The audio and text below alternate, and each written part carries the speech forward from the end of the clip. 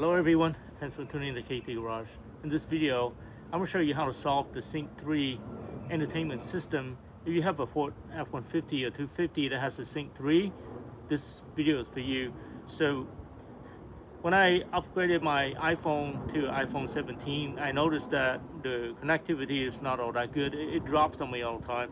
You know, I drive my truck down the road for 5-10 minutes and then it just dropped the connectivity, even though I plug in the USB, and if I reconnect, it connects again, and sometimes it doesn't. So it's very flaky, but it only happened when I upgraded to my iPhone 17. So I know there's something that I need to update as far as the software in the vehicle itself. And as it turned out, there's a software update that you need to do, and you cannot do wirelessly. The system will allow you to do a wireless update on the software, but it doesn't update everything. So you're gonna need a USB to download the complete software to do a major update. I'm gonna show you step by step how to do that. And immediately when I get that done, I test drove for at least half an hour and came back, and I didn't lose any connection. So I think the problem is solved. I'll show you step by step how to get this done. Okay, so what you want to do is just get to your laptop or your desktop and do a general search for Ford Sync update. And then the first thing will come up is the update Ford Sync link. Now when you click on the link, it will take you to the next page. And it says software updates, and then this is where you put your VIN number in, and then you just click search. And it's going to search for your particular vehicle. For me, it's a 2019 250. It will give you the confirmation, and then you want to click on update available, click on USB drive, and then you're going to come down and click on download sync update. And once you click on that icon, and then you see it's going to start downloading a zip file. And I already downloaded a couple of times because I already did the update. I'm just showing you afterwards. I want to make sure it works for me. What you see here is a zip file, and you have to extract that zip file. So you go into your right click and then say extract all. And when you click on that, and then it will give you the extracted folder, which is shown above right there. And then when you double click on that extracted folder, there's two files.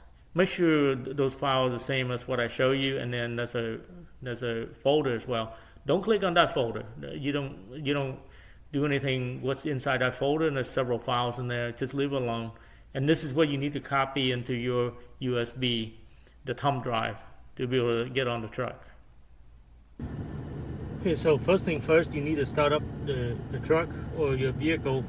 Just get it started and have the engine running for this. Now, you're gonna make sure that you pull all your USB connections out. Don't connect it to your phone or anything. And you're gonna have a thumb drive USB with those two files in a folder, and you're just gonna stick it on there. I'm not gonna stick mine on because my program already updated. It takes, I would say, about 20 minutes for my update. Depends on your truck, it might be longer. But when you click on it and it makes the connection, it's automatically, there's a screen will come up here, and it's a updating sync or something like that. So it'll tell you. Then there's a big bold word that up here that tell you that's updating the system. So when that screen is there, you don't do anything. You just let the truck running, walk away from it for say about 20-30 minutes, come back, and it'll let you know that it's updated successfully. So there's a message that says that, and then once you confirm that, and then it's updated, and that's all there is to it. Now that should fix your problem. Now if it doesn't, and then you go to the next step, and I have not done yet, but that's what I was gonna do next, was you have to reset. Let me see if I remember how to do this. You go to setting, and then under general, you come down here And there's a thing here that says master reset. Now, if your software update doesn't work, and then you have to hit on that master reset, but make sure that you're prepared to do that because it's going to wipe out all your setting and it goes back to factory setting. So that means that your phone app, everything is going to be reset, and you have to like reestablish all the connections. You got to log back into your phone app. You have to sync your phone to the car and all that. So it's going to take like half an hour to go do all that. That was my next step, but it worked for me without having to do a master reset. So I'm not going to do that. But for your application, if that other update doesn't work, then you have to go and do that.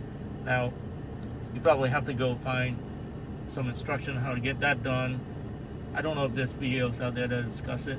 But anyway, so that's pretty much all I did. And I've been driving the truck for a while, and it's not dropping, so the problem's fixed.